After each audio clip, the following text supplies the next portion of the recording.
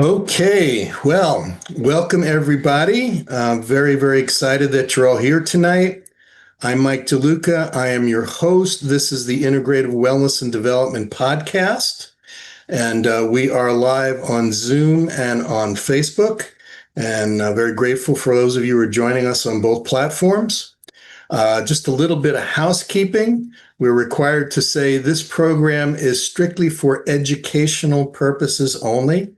In no way, shape, or form will I or my guests attempt to say we're going to diagnose, treat, or prevent any condition or illness simply through the participation in the show.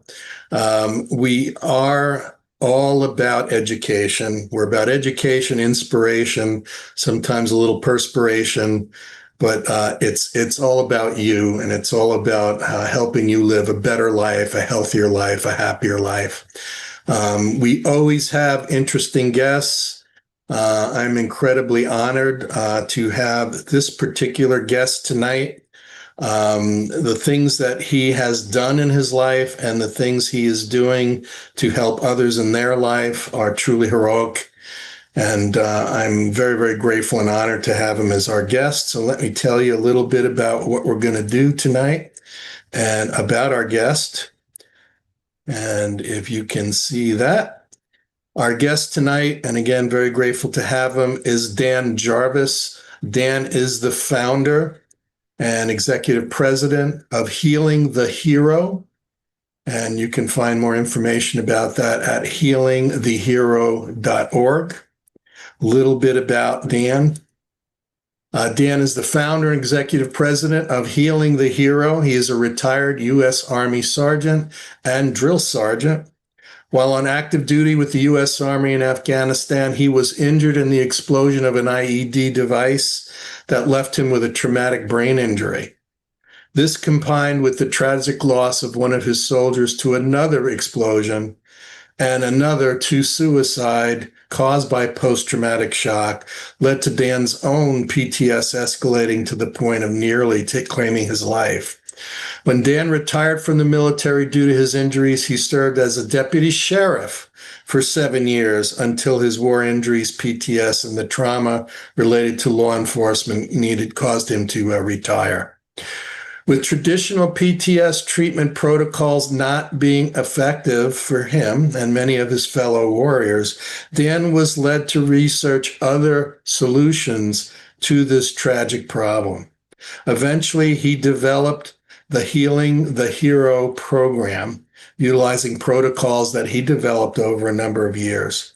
These protocols have been successful for helping folks in the military, both active duty, veterans, first responders, and civilians who are experiencing the challenges of post-traumatic shock. So with that, Dan, I want to welcome you to our show. And I would like everyone else attending to give Dan a warm welcome. Thank you for being on the show, Dan. Thank you for all you do. Thank you for who you are. Michael, I appreciate the opportunity to speak with your audience, and the honor is all mine. So thank you. Okay, Dan, I have a lot of questions, and as the audience folks, trickle in, a number of them are here with specific questions. But if it's okay with you, I'd like to kind of start first with some definitions. Could you help define what exactly is post-traumatic shock and what causes it? You start with that. The terminology that the DSM, which is a diagnostic and statistical manual, calls it post-traumatic stress disorder, was actually labeled for the very first time in 1980 on the heels of the Vietnam War. Unfortunately, we kept changing the name of the condition and didn't follow through. It was combat stress. It was, all the other different terminologies that they had come up with. So according to the medical professional world, post-traumatic stress disorder is labeled as a psychological condition that it happens after a traumatic experience. And I want to preface this by saying what happens is the brain has a response to an abnormal situation, and oftentimes Fight or flight, which is the spidey sense in the back of the neck, tends to stay active. I use the metaphor of a vehicle engine. So our brains operate like an engine. That's the engine for the whole body. And we're at rest for about 1,000 RPMs. And then the traumatic event occurs and you hit the gas pedal. You either haul butt through it, you haul butt away from it, or your engine seizes up in the middle of the moment. Fight, flight, or freeze is what it's called. And then that condition stays active. In other words, all the emotions, all the sounds, the smells, even dates can glue to that memory, and then that becomes an emotional trigger. So it could be smelling a cologne or a perfume, or it could be smelling fireworks or hearing fireworks. All of a sudden, it activates your limbic system. And in the first responder world, we call it the limbic hijack. In other words, the limbic system kind of overrides everything because base survival is the most critical event. All right, that amygdala component of the brain, its whole purpose is to keep us safe and keep the species moving. That's what gives us the desire to procreate, to eat, and to fight or flee.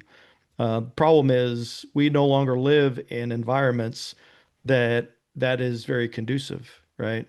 I'll give you guys a story of what the amygdala is supposed to do and how it works to our benefit. So in 2007, I was in Iraq, right? And I hear a thump in the distance. And I came on the radio and I said, anybody hear that? And then like 5 seconds later, 122 millimeter mortar round landed on top of a HESCO wall. That was probably one of my first significant concussions where I was basically rendered unconscious. Well, all the data around that stuck to that part of the brain, right? You come back from war, you process, it's not really a problem. And then 5 years later, I'm in Afghanistan and we're having a leadership meeting with a platoon sergeant, platoon leaders, and the squad leaders.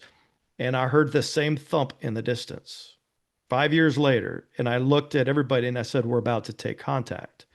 That's what that part of the brain is for, to survive. And then within 10 seconds, an explosion landed about 20 yards from us. And that's where we took our first casualties in Afghanistan. So all PTS is a condition where neurologically the emotions remain active in the memory. So if anything reminds you of it, anniversaries are huge for people with post-traumatic stress, especially if you lose friends or buddies. Anniversary dates are very, very powerful and link all those emotions. So in a brief synopsis, it's just an overactive limbic system and your foot stuck on the gas pedal. That's layman's terms. Can you tell me a little bit about what led to the protocol you've developed and why is it successful working, physically, neurologically, psychologically, and spiritually with the individual that is experiencing post-traumatic stress? Actually, it all came out of self-preservation, and I'm not that intelligent, right? So I preface this by saying we stand on the shoulders of giants, right? There's a lot of people that came way before me who developed methods that were successful but never saw the light of day, right? There's an organization, I don't know if anybody's familiar with something called neuro-linguistic programming. So Yes. NLP is basically the forerunner. But even before that, you had Virginia Satir, Milton Erickson, Fritz Perls. Those were some of the superstars in the mental health world. And what they were trying to figure out is why were these people so successful at having good outcomes? And Dr. John Grinder, Dr. Richard Bandler were the ones that developed NLP. So what they did is they just followed these people for months and months and observed each and every one of them. And they all had very unique qualities to them. The thing is, none of them knew why they were so good at what they do, right? That's called an unconscious competence. So they were just unconsciously good at everything they did. So then they started modeling the methods that these people were using, and that developed the NLP world. So the protocol that we're using, it was originally designed, it's called a phobia cure. Right? People that are like scared of heights, scared of frogs. It's significantly different than what we're using now, but that was really the basics behind it. And interestingly, the way it was Dr. Bandler who actually put a call to action out. He put an ad out in a paper and wanted to know who has overcome a fear. and people started answering the ad. And what he started doing, he was a ones and zeros guy. He was a programmer. All right. Whereas Dr. Grinder was a former Green Beret captain. He was a linguist, right? So they put the two programming and language together, and people just started saying, well, I do this or I did this. And what they did is they started developing a way to kind of diffuse those triggers. And that was really the forerunner behind what we're doing. Um, I've worked military, I've worked law enforcement. I have 27 months deployed in the Middle East as a combat infantryman. So I was a squad leader. I led men in combat. And then I also worked in law enforcement. I worked uniform patrol, crime suppression team, narcotics. Those are all areas that I've dealt with. Um, but I want to be clear on one thing. PTSD is not something unique to first responders, and it's not unique to veterans, right? We just get a lot of recognition for it because of the level of service and sacrifice that we have done. I think the statistics in the United States is somewhere between 9 and 11 million Americans have PTSD at any given time, right?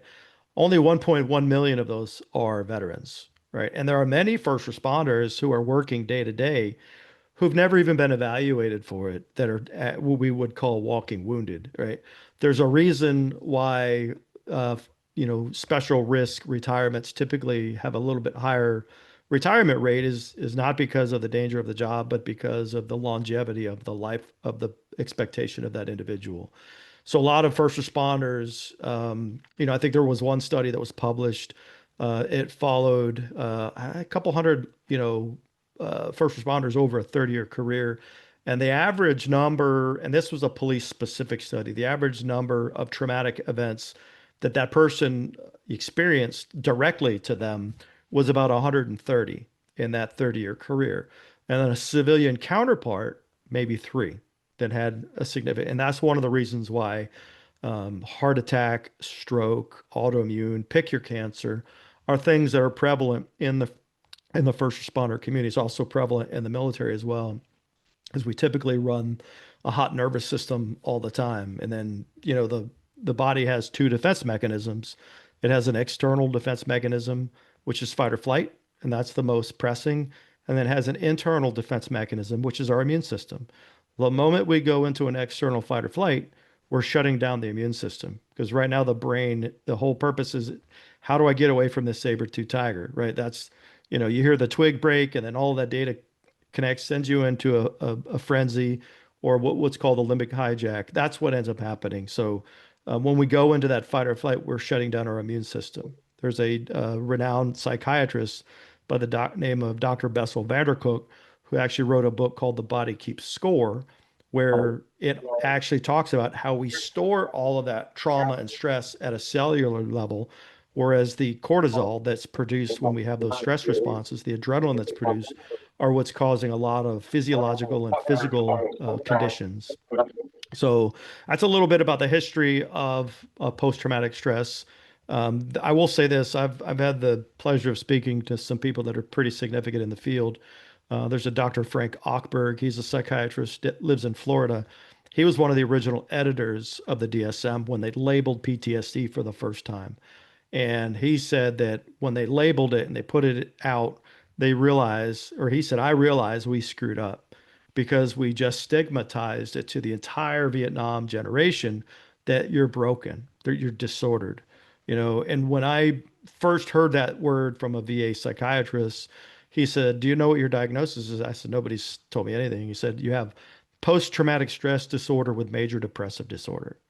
And the only thing I heard in that conversation was disorder, right? You're telling me that I'm broken. There's something wrong.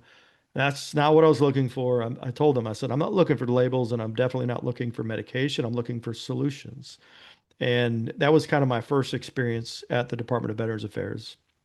Um, but yeah, does that answer your questions? Hopefully. Yeah, it answers my question and it obviously brings up more questions. Right. And that is, what were the traditional approaches to treating PTS? And what were the least effective and most effective based on your experience? That's my first question. My second question is why are so many individuals after seeking treatment not getting it, or the treatment doesn't work and unfortunately it's leading to suicide? These are two big concerns right now. Well, I will say this. After, retiring from the United States Army, I went from one uniform to another. So I put a uniform back on to be a deputy sheriff in Central Florida. And a weird thing happened. I felt oddly normal, right? Now I know why, because our first responders operate in the fight or flight every day they're on the job. I'm wearing a bulletproof vest. I'm carrying a gun. I'm being physically active in the engagement of my duties. So I felt very normal. It wasn't until I took that uniform off that things kind of came back with a vengeance.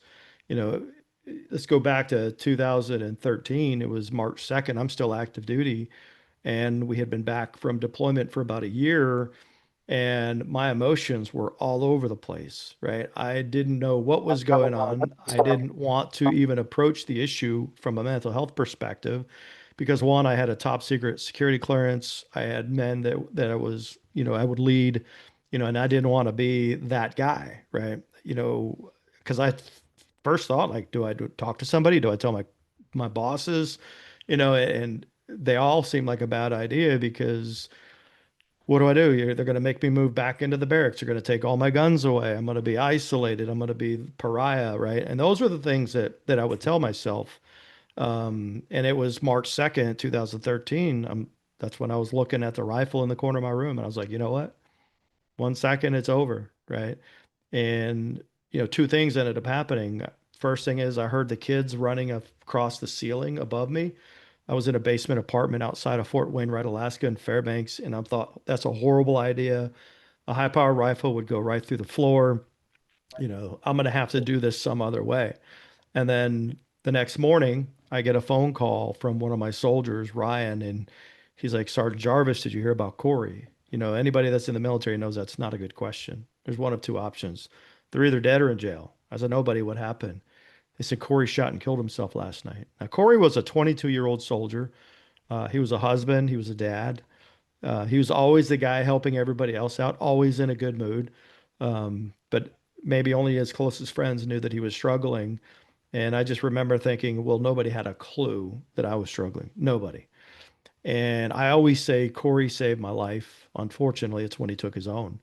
And I just continued to push forward and self-medicate with alcohol. That just kind of became my routine until I retired. September 11, 2014 was my last day on active duty. And then I went from one uniform to the next and felt okay for a couple more years. And, I had a lot of physical injuries from combat. I'd had surgery on my left knee, both shoulders, and I was in my mid 40s and something, didn't sit well with a 40 something year old guy chasing 18-year-old kids through the swamps of Polk County, Florida. I realized that this is definitely a young person's profession. And I had spinal stenosis issues. The duty belt caused sciatic pain 24/7 my last 6 months. And that's when my now ex-wife, we decided that, hey, it's probably safer if I hang up this job and, I didn't want to hurt myself or get somebody else hurt. And then, that honey-do list only lasted for about 3 weeks. And then I was in my thoughts. That's when I had all of the stuff started coming back. Nightmares started coming back, night terrors, night sweats. And this was a part of my life my ex-wife didn't experience because we married after military. And I'll never forget, she's like, what did you experience? What was your deployments like? And I'm like, do you really want to know? And she said, yes. And I shared with her just a little bit of what we experienced. And she just had this look in her face like, oh my God, I don't know what to do. Right. And I'm like, what? That's not normal. This is normal for a lot of us. Right. From all war generations, or some of us are still dealing with it. And that's when I went to the VA, and of course I got the diagnosis, and then I got prescription medication was the first thing that they did. And my first experience ever with therapy was something called prolonged exposure. Prolonged exposure is exactly how it sounds, where you're talking about A to Z from the beginning. I'll give you one example. From the time we left the wire to the time we lost Doug Cordo to the time we got back in the wire. So they're having you retell that story repetitively. And it's fully getting you right back into the emotions. I mean, you're like intense. And I did a couple appointments with a VA, and then, you know, they called to have to reschedule or cancel because the psychologist had some kind of other engagement. And I remember that first time I couldn't get back in for about 4 weeks. And this is supposed to be 12 weeks on a single event. Now, anybody who's been in the military or a first responder, there's a lot more than one event that we're oftentimes dealing with. So I do two more sessions, and then they called to cancel another one. And they said, well, they can't, doctor doesn't have availability for 8 weeks. And I'm like, good Lord, this is going to take forever. And that's when I realized, all right, let me check my calendar and I'll get back with you. That was 2017. I'll give you guys one guess as to how many times they've called to check on me since. None, zero, right? And that's because that they're overwhelmed. And however, good things came from that, right? A lot of really good things have come from that. And I value every single experience that I've ever had because it allowed us to come forward to where we are. My ex-wife brought in a gentleman by the name of Scott Mann. He's a retired lieutenant colonel and Green Beret to do trainings at the sheriff's office. She was a civilian level administrator, and she shared a little bit of my story, and then you know started making connection. We went out to dinner with me, my ex-wife, and his wife. He's a retired lieutenant colonel. I'm a retired sergeant first class, so it was the proverbial butt sniffing. It's like, all right, he's okay. He's a Green Beret, so he's a warrior's warrior, and just kind of got really good connected with him, and he invited me to do a leadership retreat. Now, meanwhile, I'm meeting other people. After the exposure treatment, I'm doing a process called EMDR. So I'm still looking for other ways. So it's eye movement desensitization reprocessing. It works with like bilateral stimulation, and you're doing eye movements that mimic your REM sleep. Kind of all over the place with that. I didn't have a really good experience with it. But that's only because I've later learned that not all EMDR practitioners are equal. Everybody's different. And at the men's leadership retreat that Scott Mann hosted, I met a bunch of people that are involved in alternative space for PTS. I met one of the doctors that was there, Doc Diego. His thing is accelerated resolution therapy, which is ART. And that's more this, it's just like EMDR, but with a new brand to it. They're still doing the same, eye movements, and they're doing a little bit more. But mind you, that both of these processes are developed out of the NLP world.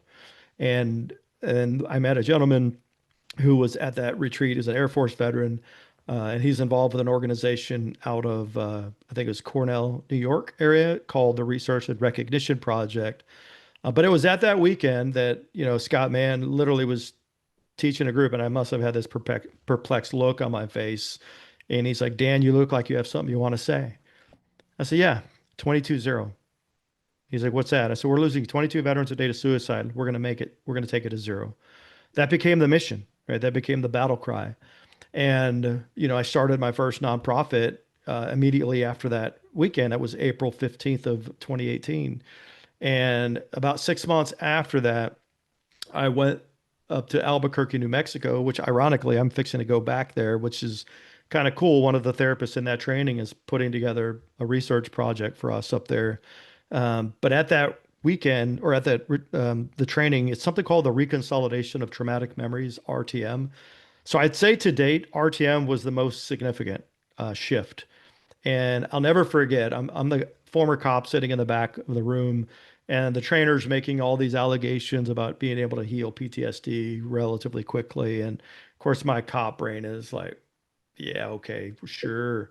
And day two, I'm talking to the trainer. We're on a break, and we developed pretty good rapport. He was a helicopter pilot in the Canadian military, and I said, you're making some pretty big claims, and he goes, yeah, but we can prove it.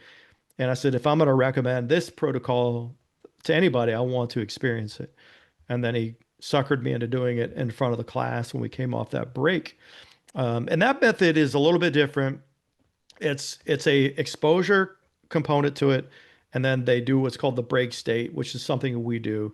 and then they do a visual kinesthetic piece in the middle, and then they do the exposure again. And I'll never forget, they're like, all right, tell me about this one event. And I got emotionally triggered pretty quickly. And like I didn't expect that because I didn't really know any of the people that were in this class. And it was intense. It was on a 0 to 10, it was ranked about a 9 or a 10 exposure.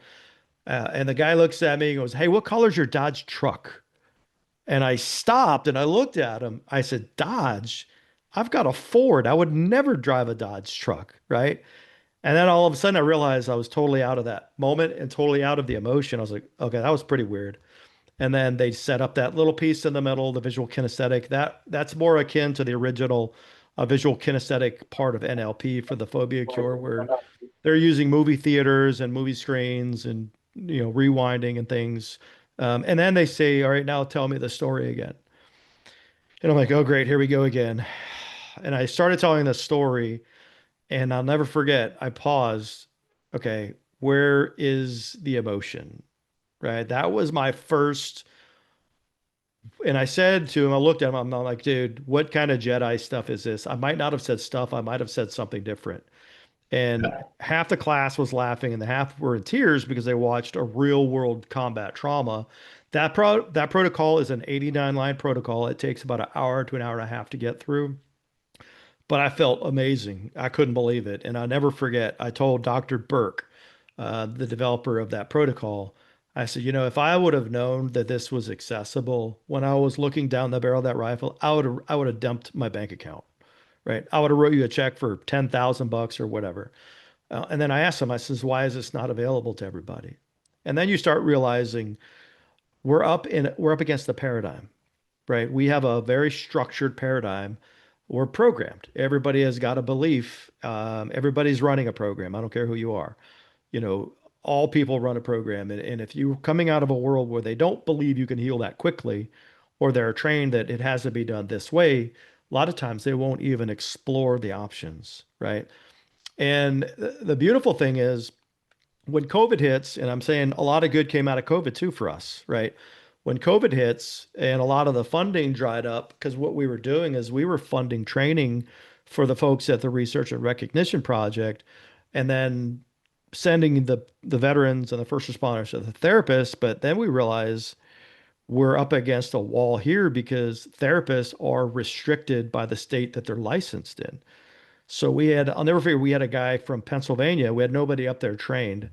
We were trying to get to Florida. We were going to pay him to fly down to Florida. He had 5 kids and he lived with his girlfriend, a veteran, a couple deployments, and we couldn't get him down. And this was before COVID. And unfortunately, he ended up taking his own life, right? Because the mental health world had to see people in person. All right. Before COVID, there was no such thing as telehealth. That was like anathema to the profession. You can't do that because that was the paradigm. COVID shifted that paradigm. And then for us, it's like, well, shoot, we don't have any funding coming in. There's a little bit of some, we're a nonprofit, so we don't like to get political, right? And there were some public statements that were made from the other organization that really kind of made us have to take a step back. So we did. And then I went down the NLP rabbit hole. I started digging into their research and started finding these techniques in the NLP world, and I started getting trained in that.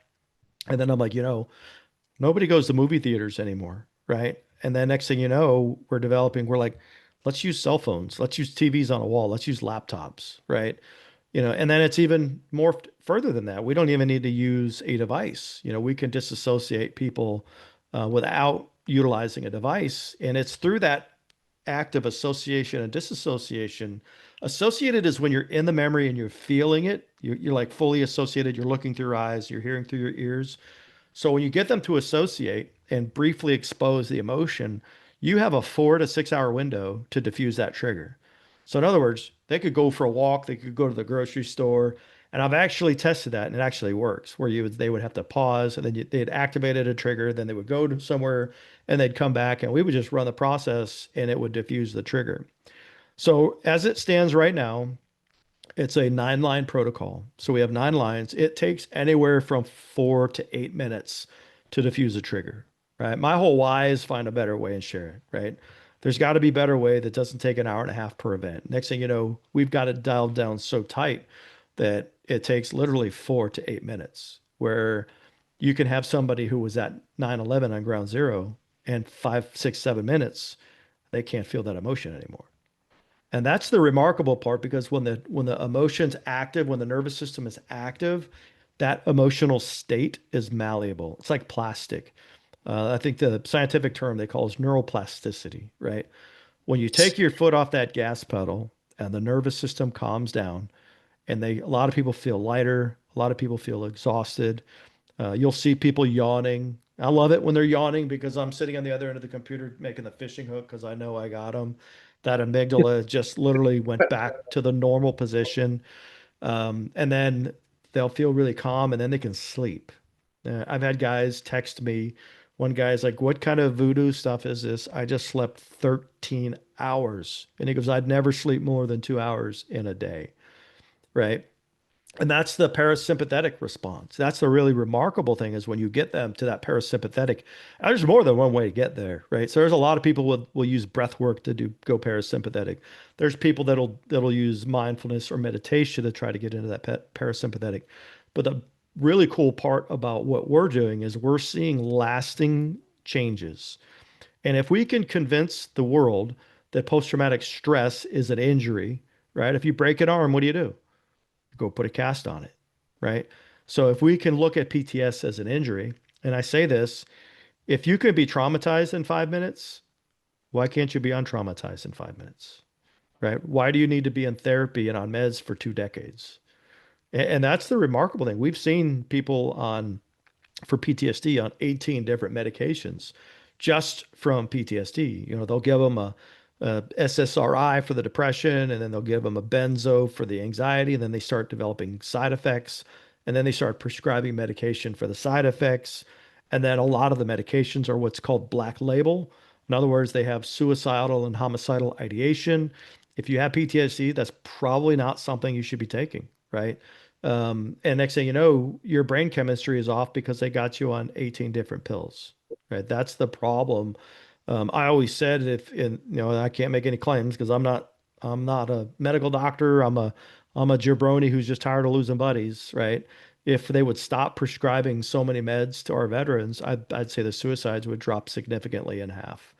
Um, and that's a whole nother story there too. But that's medication is part of the problem. Guys feel they numb out.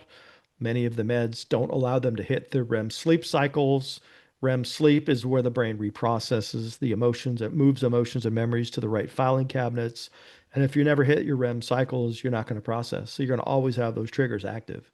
But there's a lot of different things out there that are showing good promise.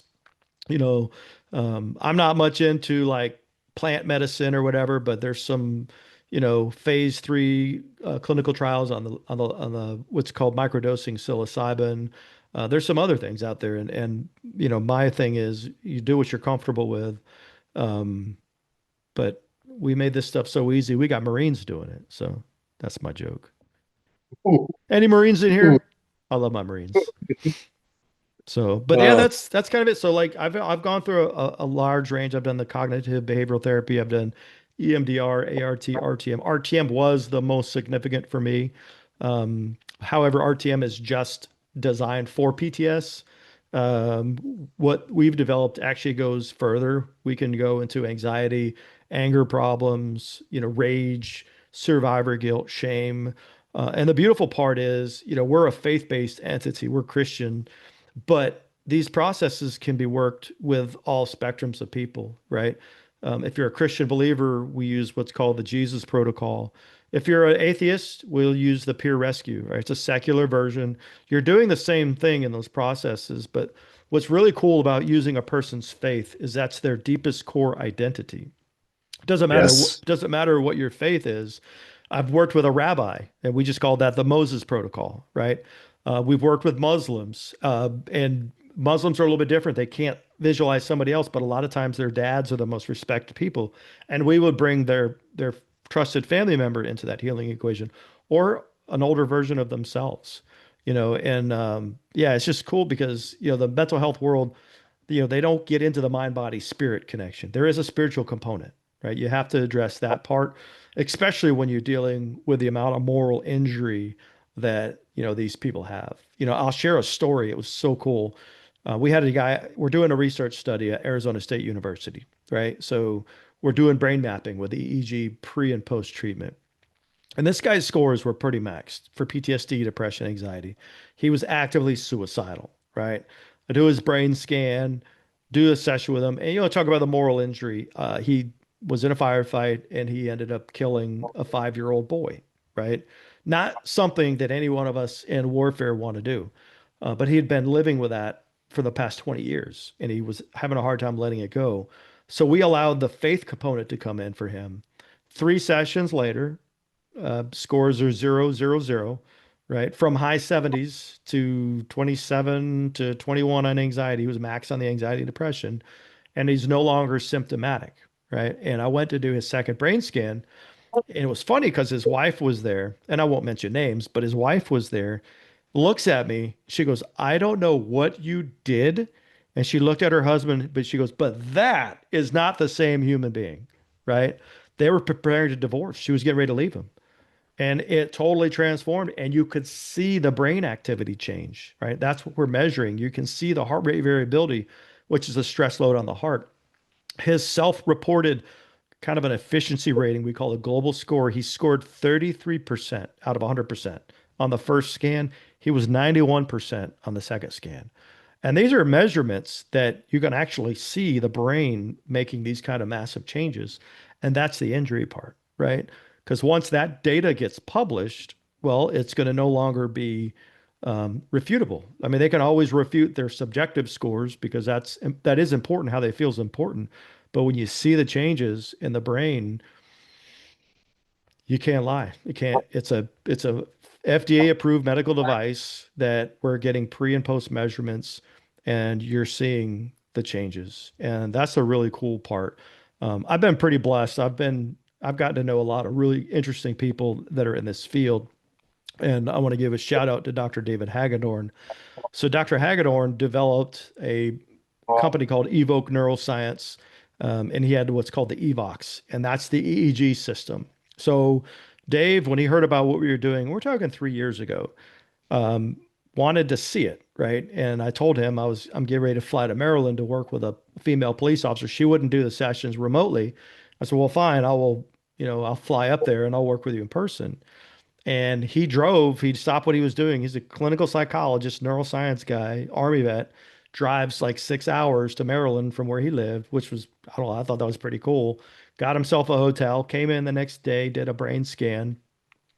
And I'll never forget what he said to her, what was so significant, because she's in a pretty male dominated environment, right? Law enforcement is heavy on the male side, same thing with firefighters. And he looked at her scores were max, full tilt on all three measurements. And he looked at her brain scan. He said, young lady, this is one of the worst brain scans I've ever seen.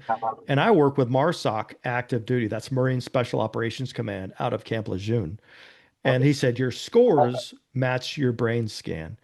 And she had this feeling of elation that somebody was finally listening to her. And I'll never forget. She goes, I've been trying to tell everybody that, like, out of desperation, like, because it's the invisible wound. You don't see what's going on. And then Dave hung around for another day, and then we came back. I did a session immediately after the first scan, and I did a session after the next day when she slept. And then Dave did a follow-up brain scan. And then when he sent us the report, he's like, this is profound. He said, you're doing in 24 hours what it would take 6 months for an EMDR master practitioner to do.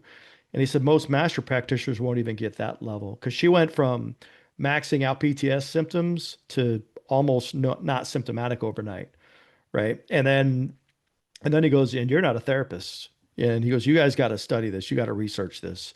And eventually we got around to doing that. And now we are, and we'll probably have a good 100 data points at a study at Arizona State University for veterans and first responders.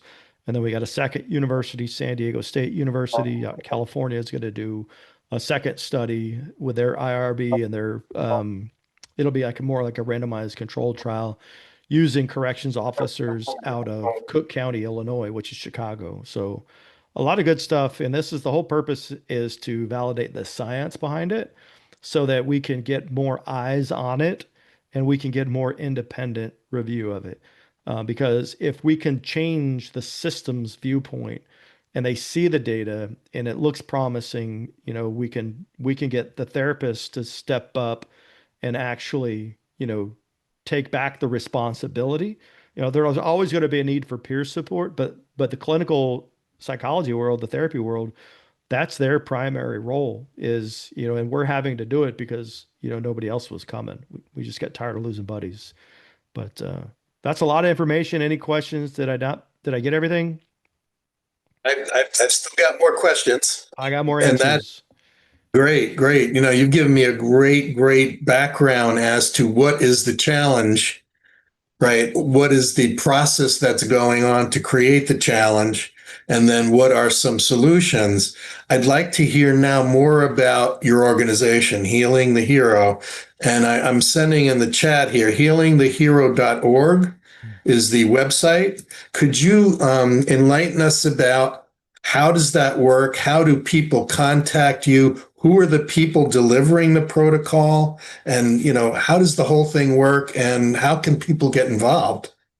Yeah, so basically what happens is it's a national platform. We do a lot of Mhm. social media, we do podcasts whenever we can so people can hear the stories. They'll come through us, they'll go to the website. A lot of them will spend a lot of time on the pages that have the reviews so that they can see what people are saying about it, which is kind of funny because cops, that's the first place they go to. I gotta check out this evidence. And I have another funny story I'll share in a minute. But so they come through us, they see and then some people are like, well, I'm not a believer. I'm like, well, that's okay. Just whenever you get with the coach, just say, hey, I want the secular version. Um, and because our goal is to get everybody healthy. Yeah, I always use the term meet me on the high ground. The high ground for the military is a place of safety. You occupy the high ground, you're safe from foreign invaders and intruders. So they come to us through the Healing the Hero. Um, and then Tammy, who's actually on this call, she manages the chaos. So what she'll do is she will take the call with somebody, do maybe a 15, 20-minute call with them, and then see how high their scores are. And we use the same measurements that the clinical world uses. So we use the PCL-5 for PTSD, GAD-7 for anxiety, and the PHQ-9 for depression. So we can see neurologically how high their symptoms are. And then what we do is we look for a peer coach that has a similar background because for us, the absolute most important part of the protocol is trust, right? It's rapport.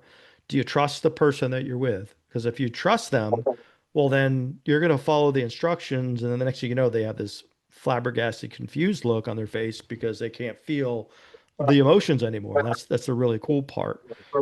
So they come to us and then we do 2, 3, 4 sessions, however many sessions they need. I'd say on average, 3 sessions is probably sufficient. Some people do four or maybe even a fifth one. My super analytical people, we give them smaller chunks, so they may do 5 sessions. And then 2 weeks later, Tammy will come back and do the second brain scan, or not brain scan, she'll do the second set of scores. And then that's where they see their numbers are gone. Their 78 out of 80 is zero. Their 21 out of 21 is like one. Their 26 out of 27 is now two, right? And that's the significant change because all we're doing is interrupting old patterns, right? PTSD is a bad habit. It's a mental bad habit. Anxiety is a mental bad habit, right? There's a root, a start to it. You weren't born with it. The only There's only one emotion that humans were born with, and that was fear of loud noises and fear of falling. That's it. Everything else is a learned behavior. A lot of times we'll get parents come through and say, "Hey, can you help my kid? He's got really bad anxiety." And I'm like, "Well, sure, but let me ask you a question. Who has the anxiety, you or your husband, or you or your wife?" And they'll look at you with a surprised look. Well, we both do. How do you know that? I said, because they learned the anxious behavior. That's how they developed anxieties. They saw mom and dad and just copied mom and dad. So that's the way a lot of rooted emotions are. It's learned. I've had people have migraines that was learned from a parent with migraines attached to an emotional connection. So you can sever the emotional connection between the migraine because the migraine is more psychosomatic than it is physical, right? Now, some people do have physical migraines because there's injuries that can cause that, but yeah, it's pretty remarkable. Um, what you got next? Yeah, you set me up with the story about the parents asking if it would help their children. Another big problem in our, especially in our country, but in the world today, bullying. Yeah. Kids who come from homes where there's a lot of anger and physical abuse, and Mhm. and you know, can this process help someone who is a victim of bullying or abuse, or and just thinks it's their fault, or Yeah. just is triggered by everything. Well, that's what is the most profound thing for me. The application that this has with children, right? The youngest to go through the protocol for trauma was 4 years old, right? Wow. The youngest I've done worked with is 6, right? Yeah. And with kids, you turn it into a game. So instead of seeing Yeah. Jesus or themselves, it's Iron Man or Captain America or Wonder Woman. You turn it into a game of disassociation, and the next thing you know, they're not feeling those emotions either. Because all you have to do is get their brain to reformat the memory. Because every time you activate a memory, it's basically the last time you remembered activating it. That's why two people can live in the same house under the same roof and have two totally different opinions of what childhood was like. One brother had the best childhood ever, the sister had the worst childhood ever, right? Because they all had emotional attachment to memories, and every time they opened those memories back up, something in the memory changed. And that's really what we're doing is we're changing the context of the memory, not necessarily the content, right? The I always tell veterans and first responders, you're not giving up the memory, right? You're giving up the emotional attachment to the memory. Big difference, right? Because a lot of us, we just want to hold, and maybe it's survivor guilt, and we want to feel that horrible emotion to remember our buddies, right? And I'll share one story, and a gentleman I worked with, but hands down, this is my favorite one of anybody I've ever worked with. He was a B-17 waist gunner, right? He was flying in World War II. His last combat sortie was flying over Normandy on D-Day, right?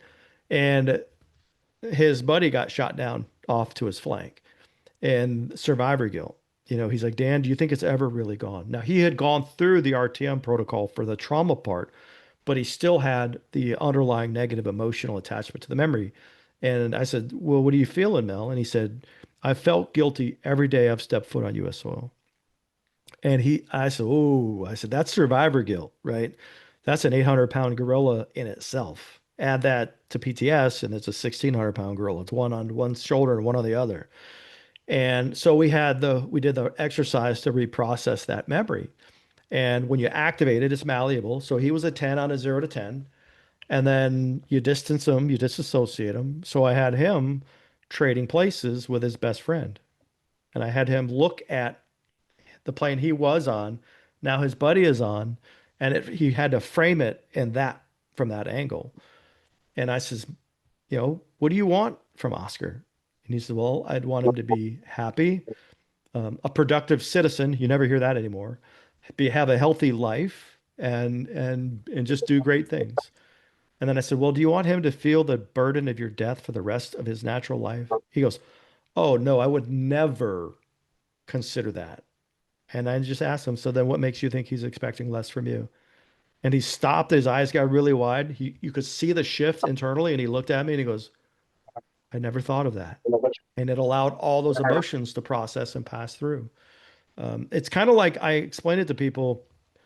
Have you ever gotten so angry at somebody that, and then you realize you were wrong and all that anger dissipates?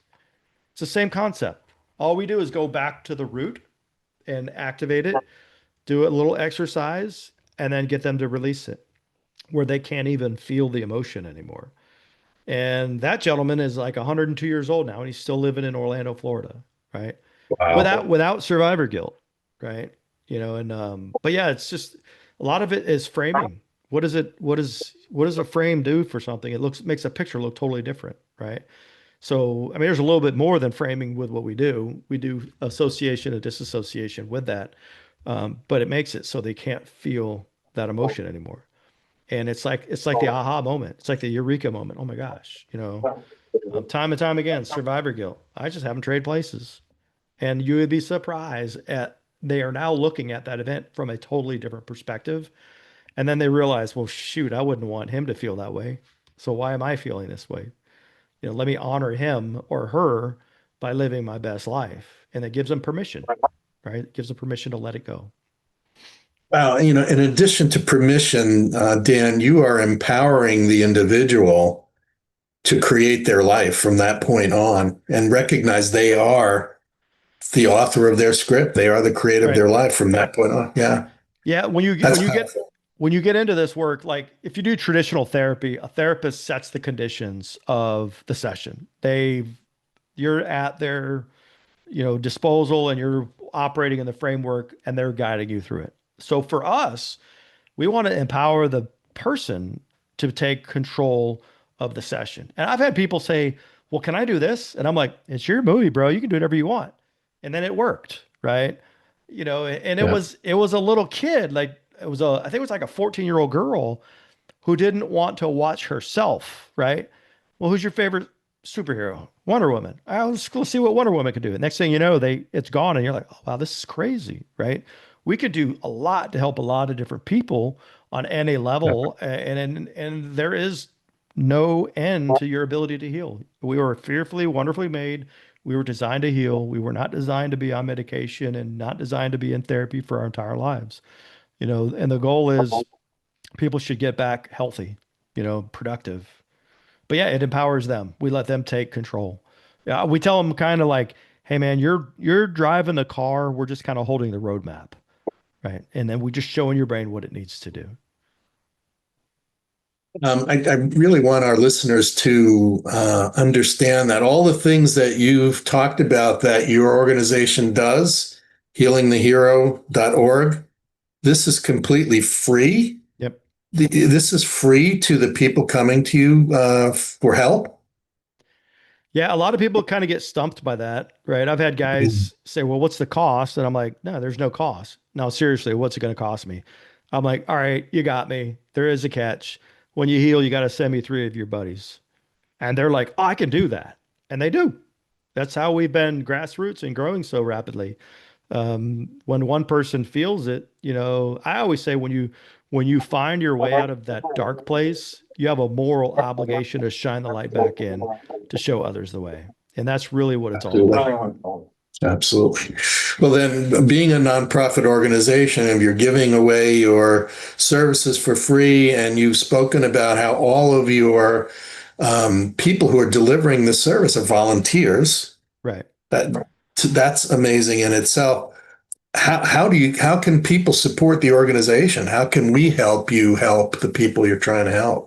Well, the first thing that I always ask for before money is people. We want you to find Yes. people who are struggling, who may have post-traumatic stress, may be anxious, depressed. Send those to us. And obviously, we do take donations off of the website, so they can go to the healingthehero.org and actually make contribution if they want to do recurring monthly. That's be awesome. I know at some point, we're going to get that critical mass where funding won't be an issue because I want to pay our coaches to do the work, right? The goal is to get them paid, one, to help the veteran or first responder, and then you're also helping pay somebody else's bills that's worn that uniform. And we do need to have full staff. We do need full-time staff because it's hard as a volunteer organization because you can't put a boot up somebody's backside because everybody's just being generous with their time. But we do need to have somebody that's, driving the ship from an organized, somebody who's professionally trained to do that kind of work. Because I'm gonna tell you right now, 15 million bucks will fix PTSD in the United States, hands down. That's all we need. So hopefully we can get some congressional funding. Police departments, fire departments, they can take the training where they can do their own peer support. All their nonprofits can take the training to do their own peer support. And then, yeah, but yeah, we'll get there. Folks who are watching this live right now and who will be watching this over the next few weeks, we get several thousand people who will watch it on Facebook and YouTube. Please make it a point of going to healingthehero.org. And as Dan requested, if you have people and Everybody has somebody who is dealing with this. Everybody has family members, friends, associates dealing with this in one way, shape, or form. Please contact Dan's organization, healingthehero.org. And also, until that $15 million comes from heaven or Congress or Senate or wherever it comes from, please, if it's in your heart, please donate. I've donated. So Wow. Thank you. let's, uh, no, thank you. Thank you and all of your coaches and your organization. Um, this is life or death, or this is living a healthy, meaningful life or living in hell. And we have the power of changing that for ourselves, changing that for friends and family, changing that for people who bravely put their lives on the line every single day. And it doesn't take much, for some people, save some of those dinners out, some of those designer coffees, save up a little bit and put it towards something that matters. This work matters. I've experienced it myself. I wouldn't have someone on the program unless I've experienced what they do and I've researched it. And I've used some of these techniques in my work. My brother-in-law Joe and I have done countless workshops for parents who've lost children and who suffered the survival guilt and the PTS from that whole experience and have seen these techniques work over the years. And you bundle them into an incredible package, an incredible delivery mechanism. And it just didn't happen yesterday. You've been doing this a while. And now you have the data, now you have the stories. This is the time for people out there to pay attention to this. It should not be the invisible injury. It should not be that. And it should not be, 22 people a day. It should not be 22 people a year. It shouldn't be anybody when something like this is available. So that's my rant. I want to open it up now to you folks who've been patient out there. For those of you who have a question for Dan, if you would, raise your golden hand and you can find that there. If you're on Zoom, the bottom of Zoom has the react button. It's got a little heart on it. If you press that, there's raise hand. It's a little golden hand. Please raise your hand. I will acknowledge you and you can ask your question for Dan. Folks who are on Facebook right now, you can put that in the comments. I will see it. If you're not comfortable speaking your question, if you want to write it in the chat, whatever, directly to me, whatever you're comfortable doing, but let's open it up to you now to get your questions. So I asked a bunch of them. So who's going to be second?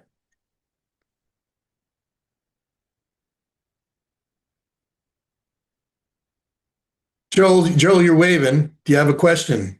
If so, please unmute yourself.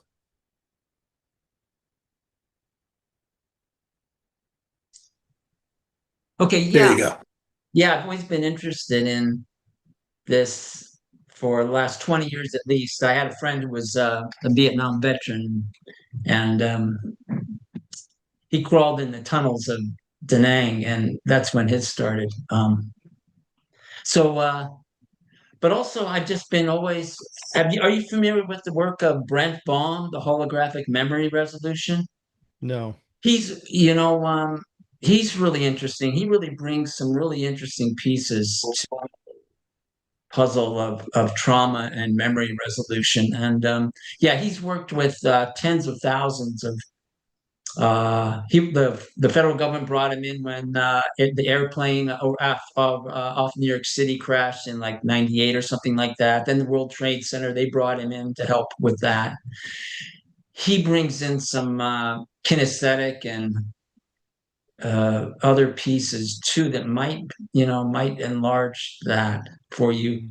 And then I just finished reading Abigail Shearer's book called Bad Therapy: Why Our Kids Are Not uh, and that has a really interesting piece about one of the things that she was always curious about was why her grandmother, who had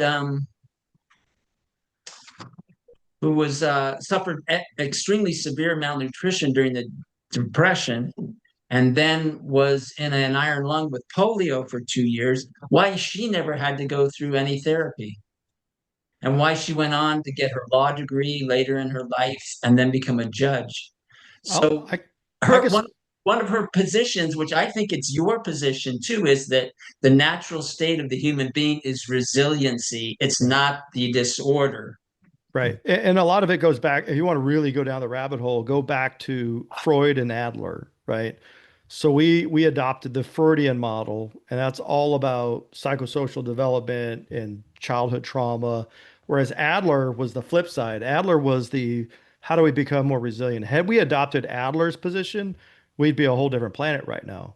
Um, but I hate to say this, but the Freudian position was more profitable. So Right, right. No, Thank you, Joe.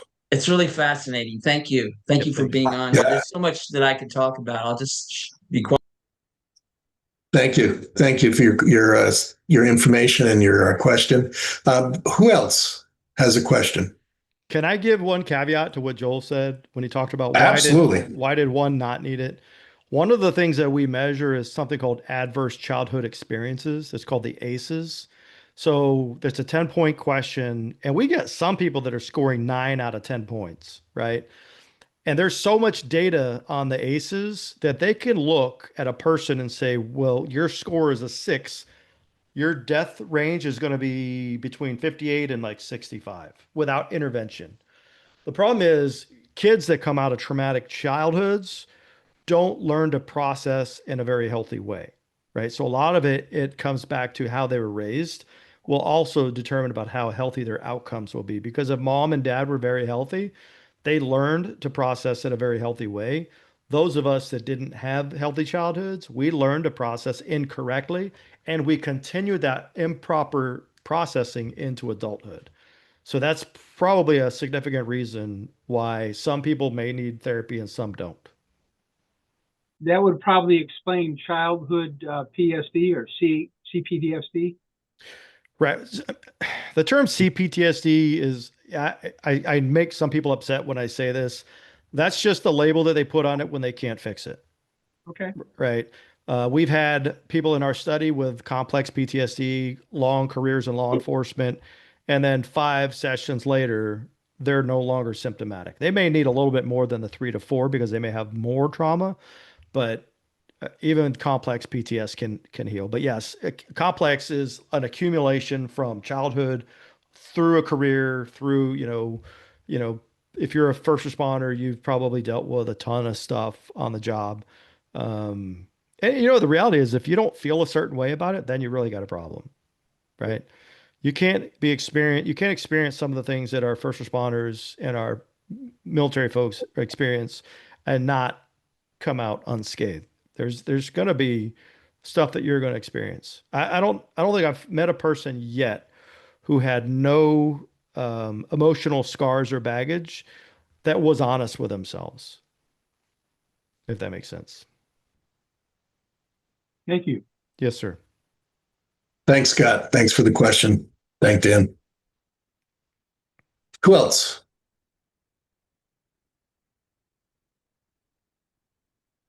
Someone on Facebook made a comment that oftentimes we ignore or choose to not work through trauma, and as a result, they get stuck in it. Not facing it, you just Well, get deep. it's a brilliant statement because it's true, right? Those of us who are in a profession, we tend to compartmentalize our trauma, right? Like I said, when I went from military back into law enforcement, I felt normal again. I didn't feel like a fish out of water. It wasn't until I left the profession a second time where I felt, holy crap, all those boxes will open up at some point, right? If you don't address it. And here's the other part. Post-traumatic stress should be considered a slow burn brain injury, and over time can lead to heart disease, stroke, dementia, Parkinson's, Alzheimer's, autoimmune cancers. So if you don't address it, it's going to come back on you at some point, and it could be in the form of a heart attack that takes you out, right? So it's got to get resolved. It's easy to resolve. It's not difficult. You don't need to tell your whole life story to reprocess. It's just a little exercise, and next thing you know, you can't feel it, and then you're sleeping. And you mentioned the sleeping and you mentioned what happens. Could you, for a second, go over what happens after a session when the person goes to sleep? What's the mechanism that's occurring that is part of the, Okay. the benefit? Yeah, part of So the cure, Michael, so to speak. Michael, that's great because sleep is where we reprocess memories. So, maybe you had a tough week at work and you're feeling those emotions. And then 3, 4, 5 days later, those emotions get less and less and less, and then the brain processes. So when you hit rapid eye movement, your REM sleep cycles, that's where the memory gets what's called reconsolidated. So that term neuroplasticity, it's the sleep that starts locking in the new pathways, right? So um, if you're not getting an hour and a half of REM sleep a night, you're probably not processing much, right? The REM sleep and the deep sleep. REM is where the emotions are processed. Deep sleep actually heals the physical injuries of the brain. So, like people that have traumatic brain injury, they don't get a lot of deep sleep, so their brain's not physically, healing. And you almost have to look at the brain as an antenna, right? Is it in tune or is it out of tune? If it's out of tune, like a scratchy record, you're not going to get the best feedback, right? It's going to have issues. So if you're not sleeping, you're not healing. But even traumatic brain injury, there's something called neurofeedback where we can see the brain rewiring itself. It takes a little bit longer, but 6 to 12 months, you can fix all the damage from blast injuries. Dave Hagedorn did my brain scan, and just looking at the scans, he told me what these were my symptoms were, and I looked at him like, have you had a camera in my house for the last 2 decades? Because he literally hit every single hot button item. And then, and then he says, yeah, your brain is putting out too much power. And I'm like jokingly, well, I could have told you that, haha, right? And then he goes, no, no, no, no, that's not good. That's bad. That puts you at high risk for dementia. And that scared the crap out of me when he said that. And then I'm like, well, how do we fix it? And he goes, neurofeedback. So I bought a take-home device. I did it. I played a video game for 6 months, 7 months, went back, got a second brain scan, and probably 85% of the brain had already recovered, right? And I feel it, right? I can feel it in the sleep, and I measure with my Aura ring. So I know how much deep sleep I get. I know how much REM sleep I get. And that's another part of the whole veteran suicide problem is traumatic brain injury, because probably since 9/11, there's a 500,000 of us that have had blast injuries or other TBIs. And that could be boxing, it could be playing soccer, it could be football, it could be a car crash, it could be, like me at 6 hitting a telephone pole with my head thinking I was going to win and I didn't. There's all different kinds of things. You have to look at the whole body because there are three pathways to stress in the body. Physical pain can cause a sympathetic response, it can put you in fight or flight. Chemical, which food, diet, alcohol can put you in a sympathetic fight or flight response, and then emotional. That's the three ways stress enters the body. So you gotta really look at the whole body, because we've even got brain data on a combat Marine who was also a police officer. He just went on a carnivore diet, and the inflammation in the brain reduced, and you could see it measured, and his symptoms cut in half just from his diet. How many people are walking around emotionally dysregulated because they're eating genetically modified foods? They're getting glutens, they're not getting quality food, and their brain is just swelling and inflaming, right? Inflammation is the root of disease. So you really have to look at the whole mind, physical, emotional, chemical, what you're eating, what you're consuming. Those are all things that have to be considered. I want to ask you an experience I've had after I went through the protocol, and it was for a specific situation that was causing a specific response. Mhm.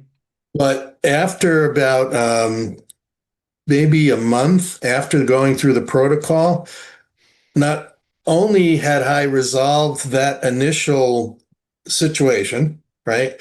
But I've been having dreams of similar situations from the past that were feeding the trauma that I had completely forgotten. Yeah. And now in my dreams, they're coming up, the people, the places, the situations, and I find myself working it out with these people in the dream state. Does that happen ever? Yeah, it's so funny when you actually get into the dreams. Because I got guys like I'm dreaming. I've never dreamt. I had one guy said that I had a nightmare last night. So let me ask you a question. Did that nightmare have a lot of intense emotions or was it just vivid? He said, no, it was just a vivid dream. I said, that's the brain. That's how the brain resolves past events and past emotions. And the rapid eye, you're in the REM sleep state, or you're in either REM or deep sleep at that point. And that's when the memories are reprocessing.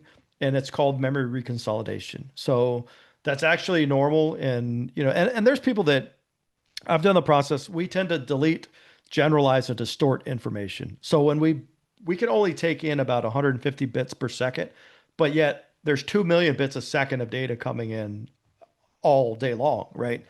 So if you don't have that, if your brain is like, all right, you can see the nose on the end of your face, right? Most people don't see it until they say that, oh, there it is, I see it, right? Because the brain moved that out of the way. It doesn't need that data. So if we delete information, oftentimes with trauma, we do bury it, we do delete it, we do put it away because the brain doesn't want to process it because maybe you're not ready at that moment to address it. I had one of my soldiers, one of my wounded warriors, his stepmom lost her son when her husband retired as a Seminole County sheriff. They moved up to Tallahassee, Florida. And like 2 months later, 3 months later, he was killed in a car crash, right? She took our training because she wanted to get involved. And then she had a memory of kindergarten, but she couldn't remember her first, second, third, fourth, and fifth grade. And then she could remember sixth grade. So we went back to kindergarten, and then I slowly walked her through it, and she triggered, broke the state, did the process, and then she goes, "Oh my God!" And then she gave the names of all those teachers because that blockage was now gone, and the memories were able to resurface. And a lot of people remember things that they totally forgot about, and that thing that they forgot about may be the one thing that helps them process it to release that emotion. So a lot of times it's just the way the brain functions. So now the brain's got a new skill. Right now your brain is going to keep hitting REM sleep and it's going to keep processing. It's kind of like fine wine. It just keeps getting better with time. Because as long as you're hitting REM, you're processing. Yeah. Wow. Ah, this has really been amazing, Dan. I've learned so much. I know the folks out there who are listening. We have time for a couple of more questions, and then I'd like to just review how you can get in touch with Dan and what you can do to help people out there who need this help. Anyone else who has a question before we start wrapping up?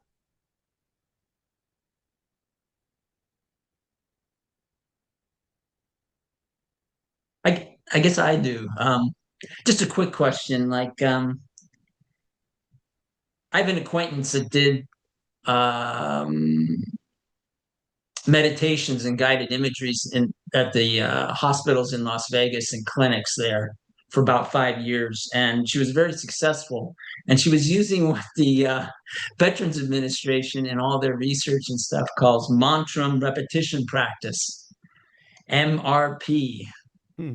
And it's, mantra is just, I'm reading from one of the NCBI little things, a mantra is a brief sacred word or phrase that embodies divine power or the greatest positive energy one can imagine. I just thought that was just a really beautiful thing. And they have all this research about how this mantra repetition can help veterans, deal with road rage, impatience, anger, all these things that you're talking about in the moment when they're, I mean, this is irrespective of a trigger from a PTS thing, but it's kind of. Yeah. Well, Joel, emotions are triggers too. So like if you see law enforcement, right, you're seeing all these videos being taken and then they all of a sudden they have an overreaction and you're like, we could fix that, right? That wasn't that event that caused that emotional response. It was one 15, 20 years ago, maybe when they were 5 years old, right?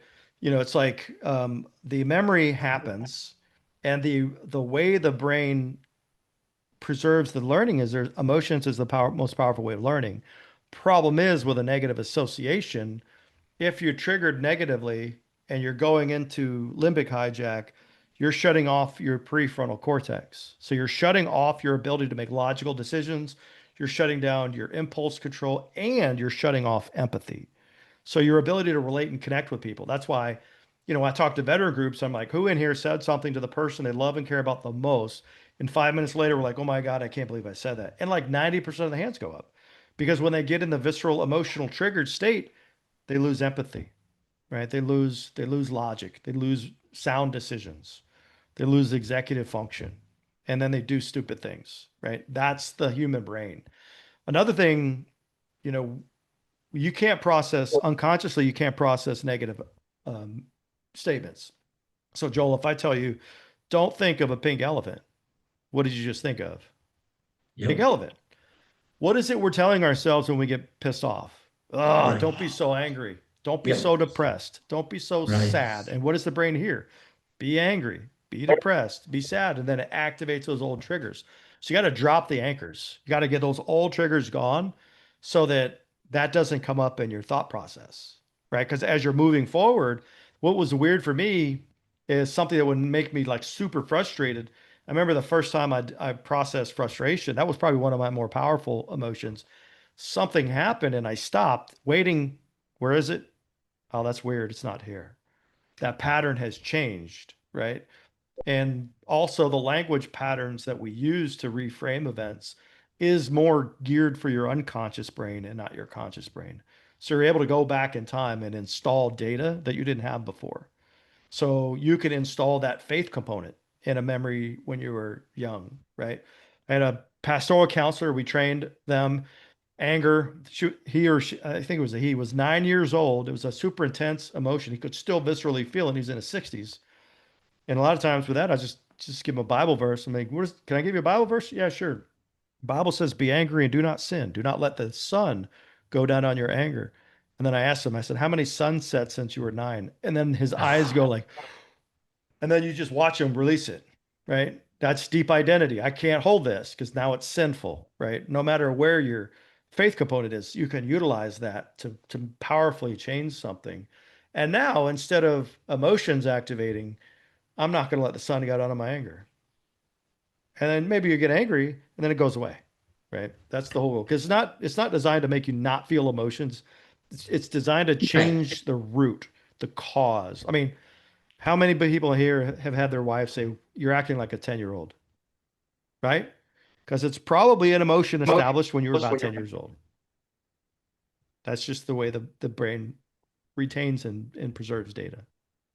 Yeah, I can say for myself that I think I've, since the time I was probably around, well, I don't know, probably my whole life, but I know it happened around the time that I left home when I was 18, 19, Mhm. that I was more conversant with the negative emotions such as sadness, guilt, than I was with anything about joy, even though I've had experiences Right. of great joy, even transcendent joy before that. But still, as a matter of everyday course, I was just more conversant with sadness in my day to day, Well, frustration, all the negative emotions.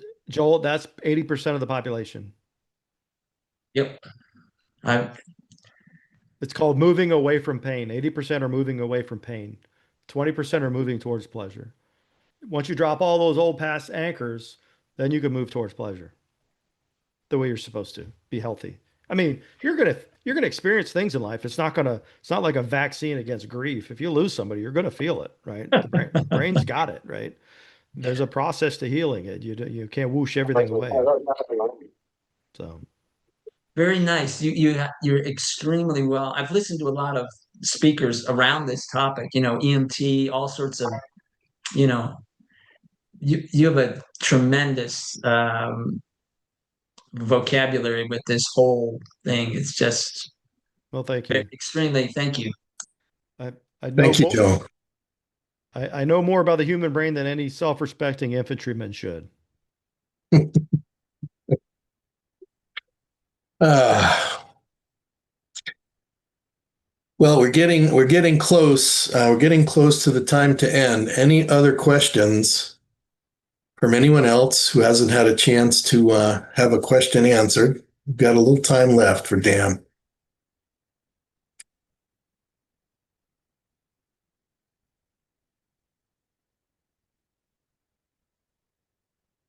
Well, then I'm going to step in here for a second, and I'd like to just put this up for folks, and that is, if you want to contact Dan, if you want to get more information on the program, if you want to experience the protocol, please go to healingthehero.org. You can see that on your screen. I also put it in the chat.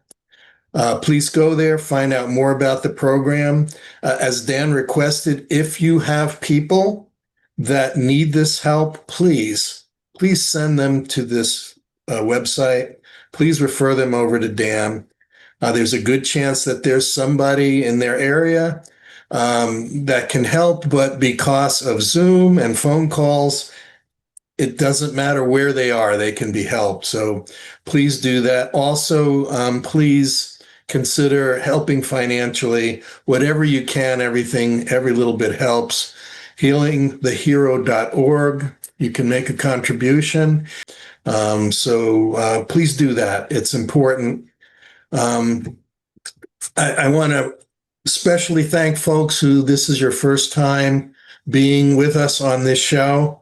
Very much appreciate you being here. This show is free. I do not charge for people to watch it. I do not charge the people who come on as guests. In fact, I try to make a contribution to every guest that comes on in one way, shape, or form, because that's why I do this show. This show is a gift of love for me. This show is a gift of service from me to you and all of the thousands of people out there who will be touched by the show. Dan, you are now an honorary member of our family, and you and all of your coaches who are out there selflessly serving folks who have served us. They are all a member of our family in our hearts and in our spirit, and we send our love and our thanks out to all of them. And appreciate you being here. Thank you for what you do. Thank you for who you are. Thank you for all the help you've given folks. Folks out there watching, thank you for taking a step to live a better life, a happier life, a healthier life, and maybe also help someone else. But just the fact that you are taking steps to shine your light a little brighter, that lights up the world. And there is a lot of darkness right now that needs lighting up. That light can only come from and through us, right? Whether you're inspired by your faith, whether you're inspired by your empathy, your caring for humanity, for friends or family, whatever is inspiring you to grow and to glow, thank you for that. And it matters. If it touches one life, it matters. You matter. And you matter to me. I love you all. I'm grateful that you're there. I'm grateful you came and watched the show. Dan, grateful for you and everything you do. And looking forward to all the other folks who'll be watching over the next month to have a chance to hear what you're doing and support what you're doing. So thank you. Thank you very much, Michael, for the opportunity. You're a great American. It's an honor. Yeah, it's an honor to be dealing with folks who do what you do and have the heart you have and who have served how you've served and continue to serve. So again, folks out there, whether you're watching live tonight, whether you watch this on Facebook or YouTube or any of the other channels we will be putting the show on, please take some time to go to healingthehero.org, learn about it, refer people to it who need the help. Have the courage to go through it like I did. It shocked me how quickly it worked, how easy, how simple it was, and how powerful it was. And it's confidential, and nobody is going to talk about it. It's not being recorded to where anyone else can see it. The only thing the only information that will follow through is what you carry in your heart and the progress that you've made. and the changes that your family will see. And that's the residue from it all. But other than that, it's confidential, it's free, and it's extremely important. So I wouldn't have it on my show if I didn't believe in it, if I didn't experience it, and I didn't think it was important. So please, if you need to have this experience, want to have this experience, or know someone who needs it, please refer them. healingthehero.org. With that, thank you all. Have a good night. Have a good week. Have a good life. And I hope that we'll see you again on a future podcast. I post it up on Facebook. I send emails out. Go to my YouTube channel, and you'll be able to see past episodes as well. So thanks again, and have a good night.